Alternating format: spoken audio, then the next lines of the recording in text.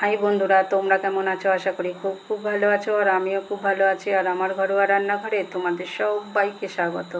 আজকে দেখো, French fry করার জন্য আমি আলুগুলোকে ভালো করে কেটে পরিষ্কার করে নিয়েছি।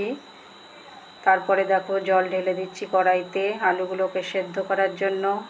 আলুগুলো আমার সব ছাড়া হয়ে গেছে। এইবার আমি দেখো লবণ দিয়ে দিলাম।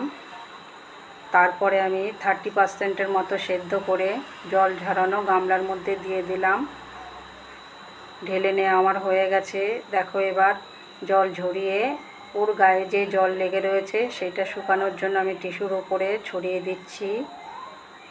আর ওপর পোর্শনটাকে একটা টিস্যু দিয়ে আবার ভালো করে মুছে নেওয়ার মতো, জলটা যাতে সোক করে আসে টিস্যুতে, সেইভাবে নিলাম। এদিকে কড়াই গরম হয়ে গেছে। দেখো, তেলটা আমি ছেড়ে দিচ্ছি।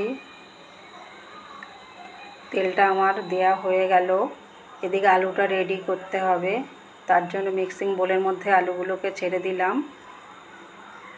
আর দেখো, সব আলুগুলো ছাড়া হয়ে গেছে। এবার পরিমাণ মতো কর্নফ্লাওয়ার দিয়ে নিলাম। দিয়ে এবার আমি দিয়ে দেব শুকনো লঙ্কার গুঁড়ো। দিয়ে ভালো করে এপিট ওপিট করে আলুর গায়ে লাগিয়ে নিয়ে এবার ভাজবো। দেখো, তেল গরম হয়ে গেছে, ছেড়ে দিচ্ছি। অল্প করে ছাড়লাম প্রথমে। এইগুলোকে ভেজে আমি যখন তুলে নেব তারপরে ওইগুলো দেবো বাদবাকিটা।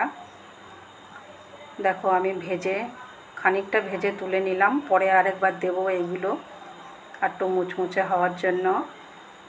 দেখো, আমি রেখে দিচ্ছি টিস্যুর ওপরে তেলটা যাতে টেনে নেয় এক্সট্রা তেলটা। তারপরে আবার সবগুলো দিয়ে দিলাম। দেখো, দিয়ে ভালো করে ওইগুলোও দিয়ে দিয়েছিলাম। ভালো করে সব একসঙ্গে ভেজে আবার তুলে নিয়েছি। দেখো, এরপরে দিয়ে দিলাম চাট মশলা আর দিয়ে দিয়েছি বিট লবণ।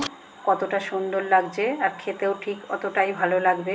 এরকম নতুন নতুন রেসিপি পেতে তোমরা আমার পাশে থেকে বেশি বেশি লাইক কমেন্ট শেয়ার করো। আর যারা নতুন বন্ধুরা আমার আছো তারা আমার চ্যানেলটাকে সাবস্ক্রাইব করে আমার পাশে থেকো।